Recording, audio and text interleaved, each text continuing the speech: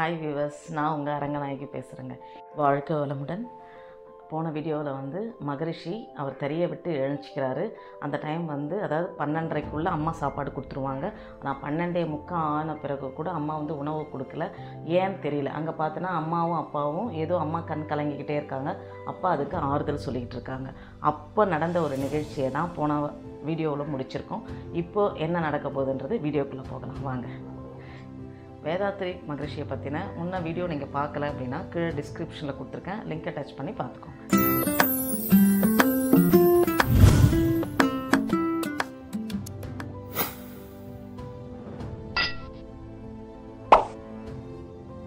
என்ன நடக்குது அப்படின்னா, அவன் தறியை விட்டு எழுஞ்சிக்கிறான். எழுஞ்சி என்ன அம்மா அங்கே அழுதுகிட்டு இருக்காங்க, கண் கலங்கிக்கிட்டு இருக்காங்க அப்படின்னு எழுஞ்சி போய் பார்க்குறாரு. போய் பார்த்த உடனே அம்மா பார்த்தா ஓன்னு அழுதுகிட்டே இருக்காங்க. அப்போ கேட்குறாங்க, அம்மா ஏம்மா அழுகுற, சொல்லுமா அப்படின்னு சொல்லிட்டு அம்மா போய் காலை பிடிச்சிட்டு, அப்போ 10 வயசு தான் இருக்கும் அவருக்கு. காலை பிடிச்சிக்கிட்டு கேட்குறாரு. அப்போ அம்மா சொல்கிறாங்க, உன்னை வந்து தவம் இருந்து நான் பெத்தேன்டா, ஆனால் உனக்கு ஒரு சோறு கூட ஒரு கூழ் கூட என்னால் எதுவுமே செஞ்சு கொடுக்க முடியல. அந்த அளவுக்கு வறுமை நம்மக்கிட்ட இருக்குது, நான் என்ன பண்ணுறது அப்படின்னு ஓன்னு பிடிச்சின்னு அழுதுறாங்க. அவங்க அப்பா வந்து அவனுடைய வலது கையை பிடிச்சி முத்தமிட்டுட்டு ஓன்னு அழுகுறாரு அவங்க அப்பா. உடனே என்ன பண்ணுறாங்க, அம்மா அழாதம்மா அப்படின்னு, வயிறெல்லாம் ஒட்டி கிடக்குது அவங்க அப்பாவுடைய வயிறும் அவங்க அம்மாவுடைய வயிறும். உடனே அவங்க அம்மா என்ன பண்ணாங்க, இந்தாங்க அந்த பிள்ளைய பிடிங்க அப்படின்னு சொல்லிட்டு குளிச்சுட்டு ஒரு தகர டப்பாவை கையில் எடுத்துக்கிட்டு உடனே வெளியே போகிறாங்க.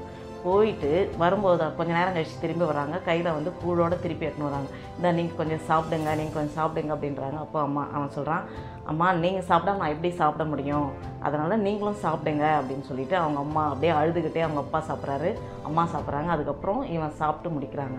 அப்போ அவருக்குள்ளே மனசுக்குள்ளே சிந்தனை வருது, நம்ம ஏன் இவ்வளோ கஷ்டப்படுறோம், வறுமைனா என்ன, ஏன் வறுமை நம்மளை இப்படியெல்லாம் ஆட்டி படைக்குது அப்படின்னு உட்காந்து சிந்திக்க ஆரம்பித்தார். இவ்வளோ அந்த 10 வயசு வரைக்குமே வறுமைனா என்னன்னு தெரியல, கஷ்டம்னா என்னன்னு தெரியலாமே அப்படியே வந்துட்டார். அப்போ தான் முதல் முறையில் வறுமைன்னா என்ன அப்படின்ற அவர் உணர்றார். அப்போ யோசிக்கும் போது சரி, நம்மளுடைய இந்த நெசவை வந்து இன்னும் நல்லா நெசவை நெஞ்சோன்னா கண்டிப்பாக நம்மளுடைய வறுமையை போக்க முடியும் அப்படின்னு சொல்லிட்டு அவர் முடிவெடுக்கிறார். அன்றைக்கிலேருந்து என்ன பண்ணுறாரு, நல்லா உழைக்க ஆரம்பிக்கிறார். காலையில் 5 மணிக்கு 6 மணிக்கு தரையில் இறங்கினார்னா ஈவினிங் 6 மணி வரைக்கும் தரையில் நெஞ்சிக்கிட்டே இருப்பாராம். காலையில் அம்மா வந்து கொடுக்கறத வந்து அப்படியே அந்த தறியில் இருந்துக்கிட்டே கூழ் குடிச்சிடுவார். அதுக்கப்புறம் என்ன பண்ணுவாங்க, மதியம் அம்மா சாப்பாடு கூப்பிட்டாங்க, மதியம் ஸ்கூல்னால் உடனே தறியிலேருந்து போய் 20 நிமிஷம் தான், 20 நிமிஷத்துக்குள்ளே சாப்பிட்டுட்டு நல்லா ஓய்வு எடுத்துகிட்டு எழுஞ்சிக்குவார். இந்த மாதிரி 2 நாள் செய்ய வேண்டிய வேலையை ஒரே நாள்லேயே முடிச்சிடுவார். அந்த அளவுக்கு ரொம்ப கடுமையாக செஞ்சார். அவர் செஞ்ச கடுமையான உழைப்பு அந்த 10-11 வயசுக்குள்ளேயே அவங்களுடைய கஷ்டங்கள் கொஞ்சம் அளவுக்கு குறையிற மாதிரி, அதாவது 3 வேளை சாப்பாடு நல்லபடியாக கிடைக்கிற அளவுக்கு அவர் உழைக்க ஆரம்பித்தார். அந்த மாதிரி உழைச்சிக்கிட்டே வரும்பொழுது அப்படி உழைப்பு அவருக்கு, அப்படி உழைச்சிக்கிட்டு வரும்பொழுது என்ன ஆகுதுன்னா, அவருக்குள்ளே தோணுது, ஒரு நல்ல குருமகான் கிடைச்சார்னா நமக்கு நல்லா இருக்கும் அப்படின்னும்போது பாலகிருஷ்ணன் அப்படின்ற ஒருத்தர் மூலயமா அத்வைதத்தை பற்றி தெரிஞ்சுக்கிறார். அத்வைதம்னா ஒன்றும் இல்லைங்க, அதாவது பரமாத்மாவும் ஜீவாத்மாவும் வெவ்வேறு கிடையாது, 2 ஒன்று தான் அப்படின்னு சொல்கிறது தான் அத்வைதம் அப்படின்றது. அதை வந்து குருமகான் வந்து பாலகிருஷ்ணர் அந்த குரு மூலயமா இவர் கற்றுக்கிட்டது மட்டும் இல்லை, அவருடைய ஒழுக்கம் சரி, அவருடைய அடக்கம் சரி, அவருடைய பண்பாடு, அவர் நிறைய பஜனைகளை பாடுவார், அது எல்லாத்தையுமே அவர் கற்றுக்கிட்டு வரும்போது கூட அப்போ வந்து அவருடைய வயசு வந்து 12 வயசு ஆகுது.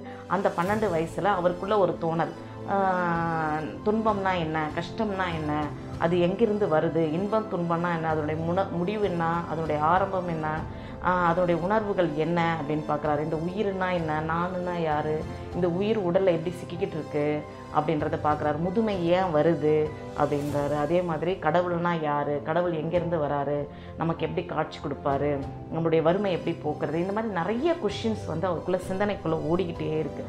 அப்போது அந்த குரு பகவான் மூலயமா நமக்கு கிடைக்கும் அப்படின்றதுனால அவர் அதோடையே சேர்ந்து அவருடைய டெய்லி அவருடைய வகுப்பை வந்து அட்டன் பண்ணிக்கிட்டே வராரு. அவருடைய ஸ்பீச்சை கேட்டுக்கிட்டே வரும்போது அப்பவும் அவருக்குள்ளே ஒரு சாட்டிஸ்ஃபேக்ஷன் ஆகலை.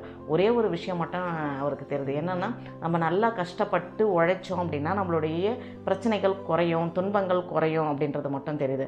அதே மாதிரி கடவுள் வழிபாட்டு மூலயமாக நமக்கான பிரச்சனைகள் கடவுள் ஏதோ ஒரு விதத்தில் வந்து நமக்கு சரி பண்ணுவார் அப்படின்ற அந்த அளவுக்கு மட்டும்தான் புரிதல் வருதே தவிர இன்னும் அவருடைய நாலேஜுக்கு எட்டின அளவுக்கு நிறைய விஷயங்கள் அவருக்கு கிடைக்கவே இல்லை.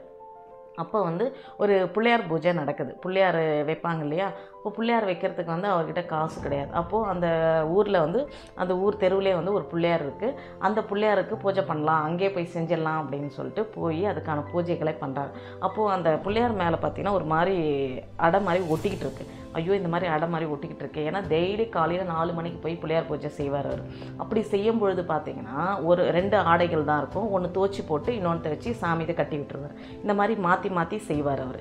என்னடா இது ஒரு மாதிரி இருக்கே அப்படின்னு சொல்லிட்டு கதவெல்லாம் மூடிட்டு ஒரு கொட்டாங்குச்சி கையில் எடுத்துக்கிட்டு போயிட்டு நல்லா தேய்ன்னு அந்த உடம்புல இருக்கிறத நல்லா தேய்ச்சி விடுறாங்க. கருக்குன்னு ஒரு மாதிரி சவுண்டு வருது. அப்போ அந்த பக்கம் வந்து ஒருத்தர் பார்த்துட்டு, அடா பாவி மனுஷன், உள்ளே போய் அபச்சாரம் பண்ணிட்டே, இப்படி சாமிக்கெல்லாம் போட்டு தேய்க்கக்கூடாது அப்படின்னு. இல்லை அது ஒட்டிக்கிட்டு இருந்தால் அது வலிக்கும் இல்லை சாமிக்கு, அதனால தான் இது பண்ணேன், அபச்சாரம் பண்ணிட்டேன்னும் போது வீட்டுக்கு வந்து ரொம்ப கஷ்டப்படுறாரு. என்னடா இது நம்ம அபச்சாரம் பண்ணிட்டோமே, தப்பு பண்ணிட்டோமே அப்படின்னு யோசிக்கிறார்.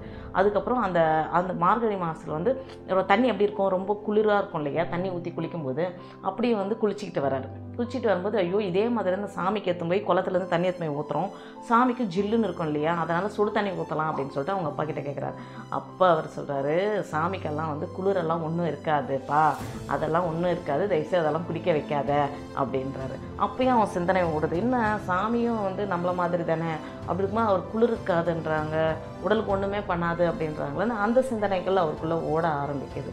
அப்படி ஓடிக்கிட்டே வரும்போது அப்போது இன்னொரு சிந்தனை வருது, என்ன நம்ம வறுமையை வந்து இந்த நெசவு தொழிலில் வந்து கண்டிப்பாக வந்து குறையாது, அதுக்கு நான் வேறு ஏதாவது பண்ணணும் அப்படின்ட்டு யோசிக்கிறாரு.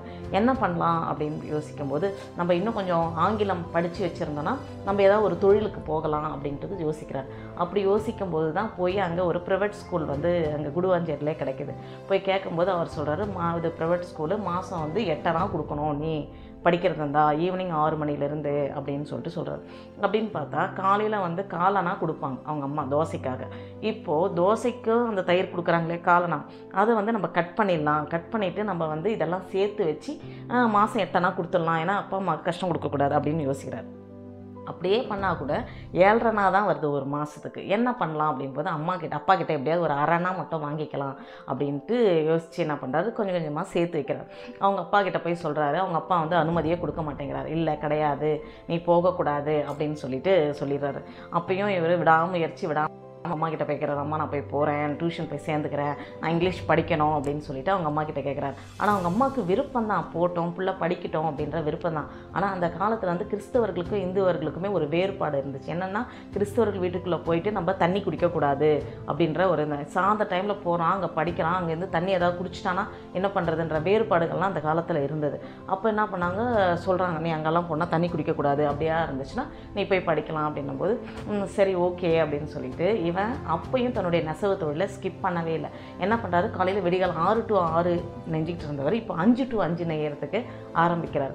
அந்த மாதிரி டெய்லியுமே காலையில் 5லேருந்து ஈவினிங் 5 வரைக்கும் கடுமையான உழைப்பு தான். அதை பார்த்து அம்மா என்ன சொன்னாங்கன்னா, ஐயோ வேணா கண்ணா, உன்னை தவம் இருந்து பெத்த, நீ அவ்வளோ தூரம் உழைக்காத கண்ணா, வேண்டாம் அப்படின்னு சொல்வார். அப்போ சொல்வார், அம்மா நான் உழைக்கிறது வந்து எனக்கு பிடிச்சி தான் நான் செய்கிறேன், ஆனால் இந்த ஆசை வந்து நம்மளுடைய குடும்பத்தினுடைய வறுமையை போக்குதா இல்லையா, அதனால் நான் உழைக்கிறேம்மா அப்படின்னு சொல்லிட்டு தன்னுடைய உழைப்பை வந்து கண்டினியூ பண்ணார். ஸோ 5 to 5 வரைக்கும் செஞ்சுட்டு அதுக்கு முடிச்சுட்டு 6 மணிக்கு மேலே தன்னுடைய டியூஷனுக்கு போவார்.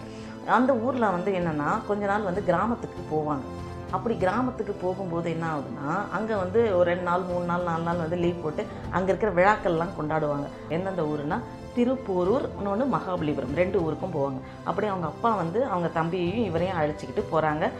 திருப்போரூரில் வந்து எல்லா விழாக்கள்லாம் கொண்டாடிட்டு 2 நாள் இருந்துட்டு மறுநாள் என்ன பண்ணுறாங்க, மகாபலிபுரத்துக்கு போகிறாங்க. அங்கே போயிட்டு அங்கே இருக்க திருவிழா எல்லாத்துலையும் ஜாலியாக என்ஜாய் பண்ணிகிட்டு இருக்கும்போது அங்கே நிறைய புத்தக கடைகள் இருக்கும், நிறைய கடைகள் அங்கே வச்சுருப்பாங்க. அப்போ அவர் கண்ணில் ஒரு புத்தகம் பட்டுதுங்க. அந்த புத்தகம் அவர் வாழ்வில் ஒரு மாற்றத்தை ஏற்படுத்திடுங்க. அந்த புத்தகம் என்ன எழுதியிருந்துச்சுன்னா, அடுத்த வீடியோவில் சந்திக்கலாங்க. வாழ்க வளமுடன். இது உங்களுக்கு பிடிச்சிருந்தா லைக் பண்ணுங்கள். இது மற்றவங்களுக்கு பிரயோஜனமாக இருக்கும் அப்படின்னா ஷேர் பண்ணுங்கள். என்னுடைய வீடியோ உங்களுக்கு கிடைக்கணும்னா சப்ஸ்கிரைப் பண்ணுங்கள். உங்களுக்கு ஏதாவது சந்தேகம்னா கமெண்ட்ஸில் தெரிவிங்க. Thank you viewers. வாழ்க வளமுடன்.